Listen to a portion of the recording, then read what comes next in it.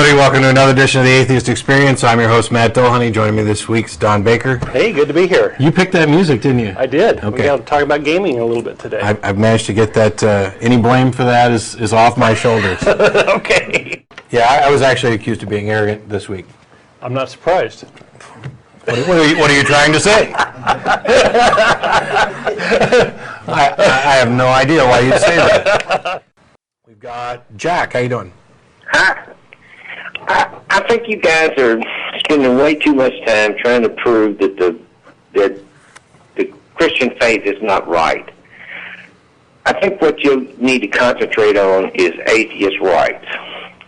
I was reading, I can't remember where I was reading it, but I heard that George Bush I was very stumped by the idea that atheists had any rights.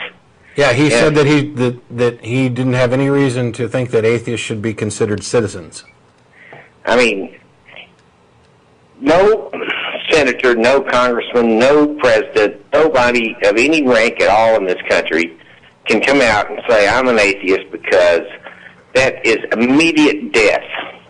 They have no right. So. If they worship a totem pole, that's fine. If they worship a pig, that's fine.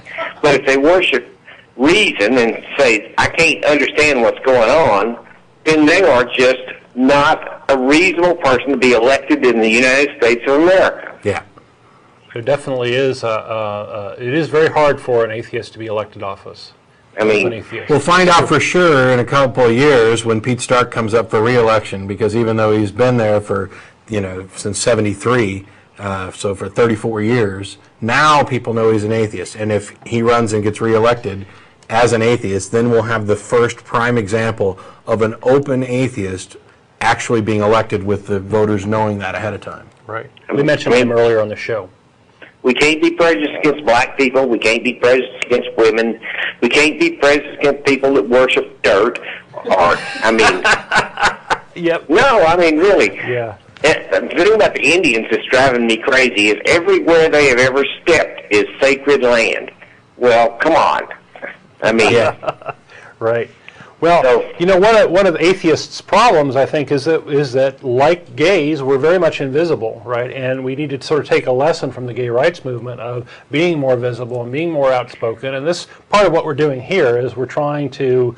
We get a lot of folks write us say, thank goodness you're there. You're helping us, find our voice so that we can stand up to people and be visible and be out and that sort of thing. And that's the reason why we're doing this show, is to help people find their voice, be more visible, be more outspoken, say, hey, tell their friends, hey, I'm an atheist, and I'm an okay guy or okay woman, whatever. And that's a part of what our goal is here on the show. I definitely agree that. Promoting the idea of atheism as a good choice, as promoting atheist rights, is a good thing. And I think we try and do that, and we do it more in different shows and in different areas and everything else. But when you say that we're spending too much time trying to prove Christianity false, I kind of got to take exception. We do focus on it, but you're talking about 75 to 80% of the population of the United States. You're talking about the very mindset that is at the very core of what's wrong. And I'm not here necessarily trying to prove Christianity is false. I'm trying to demonstrate that people are making decisions for very bad reasons, and they're allowing this dogma that is the center of all their arguments and all the problems. For example, apart from people who are generally opposed to marriage, who think that the government should have no business in marriage, is there any argument against gay marriage that isn't religious in nature? I don't know of any. I mean, it's, as far as I can tell, it's just religion. You're not going to be able to convince people that as long as they maintain those beliefs, as long as they maintain those core religious beliefs, you're not going to be able to convince them that there's a problem, or that they're looking at you in the wrong way, or that you deserve to have equal rights, or that you are being, maligned and mistreated. We've got to do both. We've got to attack faith as a notion that this is some way of discovering about truth or discerning reality, because that's the problem, faith. The idea that we can just believe whatever. We're really kind of like Europe.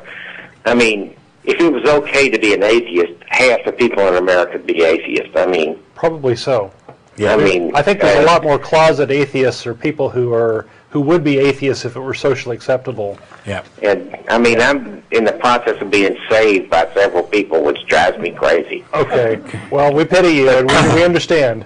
We've been there. I think I got you beat, but feel free to email me if it gets to be a hassle. Good night. Thanks a lot, Jack. Yeah, it's Just to add on to what you're saying, I mean, you're saying that people are making bad decisions, but if it only affects them, then that's Yeah. sort of their problem. But if it impacts other people, then it's those other people's problem. And the Christian mindset here is very much entrenched in politics, and it does impact us, right? Yeah. And so, in a roundabout way, we are dealing with atheist rights. So. yeah.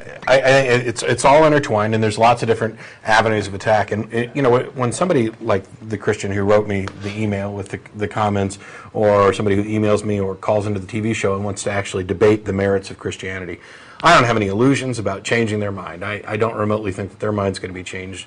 I carry on that discussion for the other people who are listening, and for the hope that maybe they'll be listening at some future show and open to reason and evidence. And the thing is that you get accused of being all kinds of things. You get accused of being arrogant and closed-minded, and well, you're just as dogmatic and forceful as the extreme religious right is.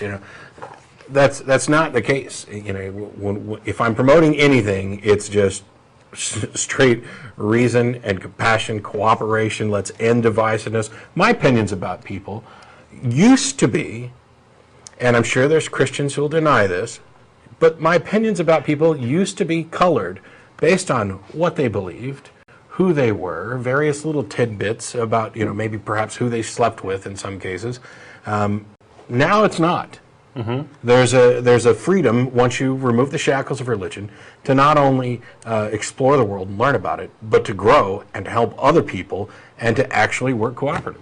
Right. Everybody's got something to say, something to teach us, right? But we can't get there as long as people believe that a guy got swallowed by a whale for 3 days. That's stupid. Right. One of our signs that we often have up says skepticism is a virtue, and you should be skeptical of what we're saying. Yeah.